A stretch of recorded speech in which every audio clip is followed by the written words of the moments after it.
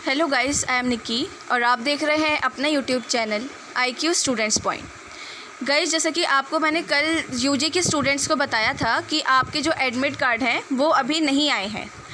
वो मैंने आप लोगों को ये भी इन्फॉर्म किया था कि जैसे अगर 11 को नहीं आए तो 12 को आ सकते हैं, क्योंकि उसमें लिखा हुआ था कि ऑफिशियली 12 से आपके असाइनमेंट स्टार्ट होने हैं। तो कॉन्ग्रेचुलेशंस, आपके एडमिट कार्ड और डेट शीट वगैरह सब आ चुकी है। अच्छा, वो मैंने आप लोगों का जो डेट शीट है वो आपके टेलीग्राम चैनल पे ऑलरेडी आपको प्रोवाइड कर दी है, बट बहुत सारे बच्चों को एडमिट कार्ड डाउनलोड करने में काफ़ी प्रॉब्लम आ रही थी, इस वजह से मुझे ये वीडियो बनानी पड़ी। आप ये देखो, नॉर्मली मैंने सोल डाल के स्कूल ऑफ ओपन लर्निंग की साइट ओपन करी है। Important information about AB 2021 CBCS semester 2 student only, UG और PG। कल मैंने PG के बच्चों को बताया था कि आपके एडमिट कार्ड आ गए हैं एंड डेट शीट भी आ गई है, कि अगर आपको नहीं मिली है डेट शीट तो आप मुझे बता सकते हैं कमेंट बॉक्स या टेलीग्राम पे, मैं आपको डेट शीट प्रोवाइड कर दूंगी।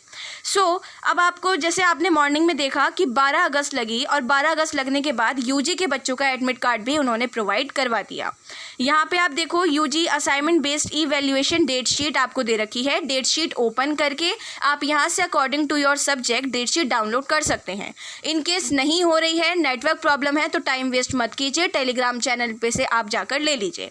दूसरा है UG ABE guidelines, UG ABE admission ticket और UG ABE question paper CBCS mode. ठीक है, क्योंकि एनुअल मोड के बच्चों का 2020 के बाद कोई मैटर नहीं रहा, तो ये सिर्फ CBCS मोड वाले बच्चों का है। आप यहाँ पे देख सकते हो एडमिशन टिकट भी शो हो रहा है, ABE गाइडलाइंस है, ABE आपका जो क्वेश्चन पेपर है वो भी आपको यहाँ पर प्रोवाइड करवा दिया गया है। ABE गाइडलाइंस जो है वो मैंने डाउनलोड पर लगा दी है, आपको मैं अभी वो सुना देती हूँ पढ़ के कि भाई इसमें इन्होंने क्या बोला है। सीधी नॉर्मल सी एक बात इन्होंने यहाँ पर बताई है, और वो क्या है कि जैसे आपने 4th सेमेस्टर के जो बच्चों के जो असाइनमेंट हुए थे उसमें देखा था, जो मैंने गाइडलाइंस बताई थी, तो उस सभी में ही वो सारी चीज़ें मैंने क्लियर कर दी थी। अब आपको यहाँ पर दिख रहा है, as per the direction of the university of Delhi assignment based evaluation is mean for the student of the school of open learning University of Delhi. This is an one-time measure for semester 2 student keeping in view the COVID-19 pandemic.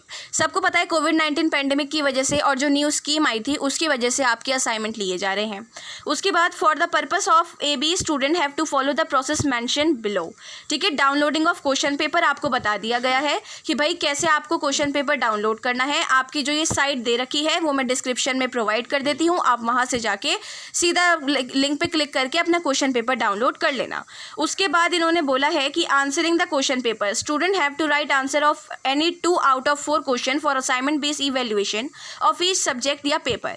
Each question carries equal mark. इन्होंने बोला है कि student जो है वो 4 में से कोई 2 क्वेश्चन करेंगे और चारों क्वेश्चन इक्वल मार्क्स के ही हैं।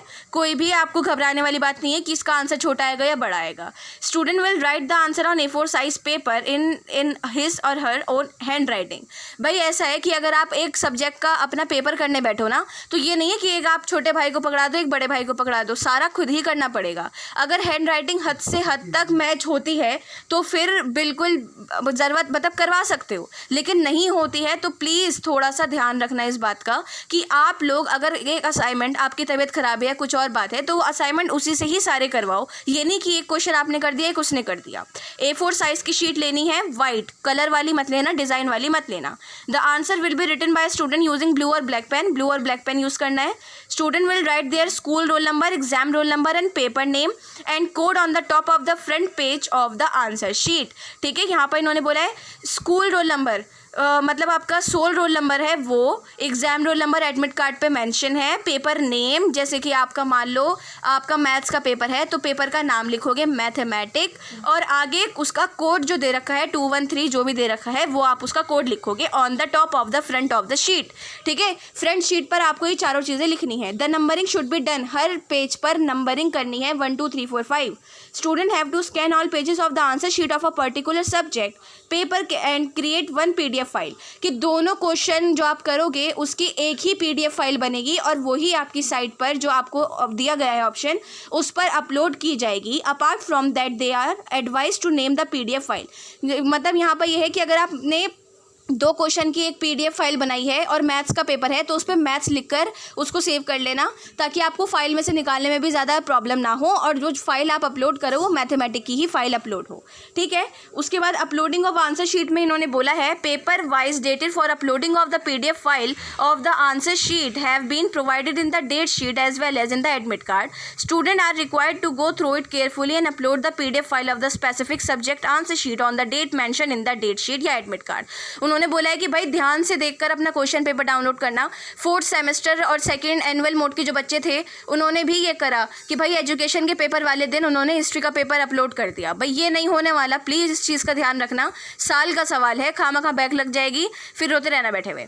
मतलब रोने का कोई नहीं है, पेपर हो जाएगा आपका, लेकिन क्या फ़ायदा, ऑफलाइन पेपर देना पड़ेगा, ठीक है। Student need to log in to their respective dashboard available on the SOL website to upload the save PDF file of the specific answer sheet on the link provided of this purpose, ठीक है। भाई सीधी सीधी बात है, आपको जो link मैं description में provide करूँगी वहीं से ही एबीई गाइडलाइंस डाउनलोड होंगी, वहीं से ही क्वेश्चन पेपर डाउनलोड होगा, आंसर शीट भी वहीं पर ही अपलोड होगी।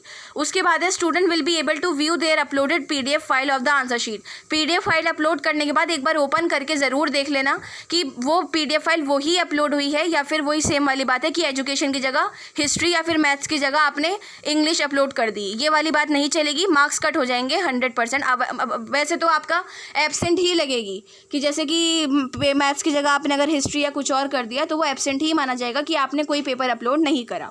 इन case by mistake a student upload a wrong answer sheet, he/she can withdraw the same after clicking the reupload button with reason and reupload the correct PDF file of the answer sheet within 30 days, ठीक है। उसके बाद आपको ये करना है कि अगर बाई चांस मैथ की जगह हिस्ट्री जो है वो आपकी अपलोड हो गई है फाइल, तो जल्दी से वहाँ पर आपका अगेन रॉन्ग आंसर शीट जो आपने अपलोड की है, रीअपलोड का ऑप्शन आएगा, उस पर क्लिक कर देना। तो 30 मिनट्स आपको दिए जाएंगे, उस 30 मिनट्स के अंदर अंदर ही अपना रीज़न वगैरह लिखकर सब कुछ करके आप आराम से उसमें अपनी आंसर शीट अपलोड कर देना, ठीक है। इन केस आपको इंग्लिश में पढ़ने में कोई प्रॉब्लम आ रही हो तो फिर आप नीचे हिंदी में भी पढ़ सकते हैं, नीचे हिंदी में भी यहाँ पर लिखा हुआ है। सो आप लोगों को मैं यहाँ पर ही बता दूँ, ये आपकी गाइडलाइंस थी। अब एडमिशन टिकट जो है आपका उसका मेन ये रहेगा पर्पज़ कि आप एडमिशन टिकट पे क्लिक करेंगे। एडमिशन टिकट पे क्लिक करने के बाद आपको सबसे पहले यहाँ पर अपना स्कूल सोल रोल नंबर डालना है, बारकोड जो आपकी आईडी पे ही प्रोवाइड है वो डालना है, और 6+7 को प्लस करके डाल के लॉगिन कर देना, आपका एडमिट कार्ड आ जाएगा, ठीक है। बस बहुत सारे बच्चों को प्रॉब्लम हो रही है एडमिट कार्ड डाउनलोड करने में। उसके बाद आपका है क्वेश्चन पेपर, CBCS मोड पर क्लिक करना।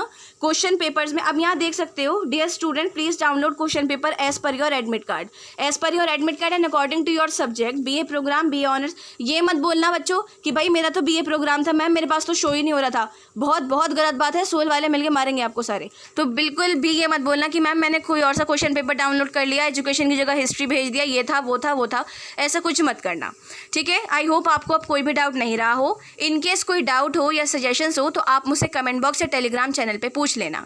अब एक बात और ये कि आप जैसे थंबनेल आपने पढ़ा होगा उसमें बताया था कि आपको आंसर कैसे लिखना है।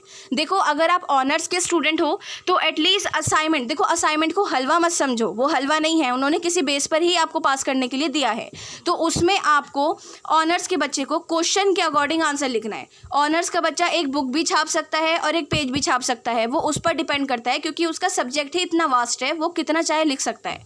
तो आप उसमें देखो कि क्वेश्चन में जैसे आपको जॉन रॉल की थ्योरी पूछी गई है या कुछ और है, जस्टिस पूछा गया है, तो आप उसको इतना अच्छे से डिफाइन करो कि टीचर बोले हाँ जी असाइनमेंट को बच्चे ने हल्के में नहीं लिया। एटलीस्ट 10 to 14 पेज, 15 हो जाए बहुत अच्छी बात है। आप ऑनर्स के बच्चे को लिखने हैं।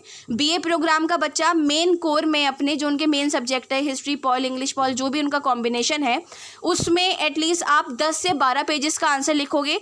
एडिशनल में 7 से नीचे मत जाना। सेम ऑनर्स के बच्चों के साथ भी मैं यही बोलूँगी, एडिशनल में 7 पेज से नीचे मत जाना, मार्क्स कम मिलेंगे, कोई फ़ायदा नहीं है।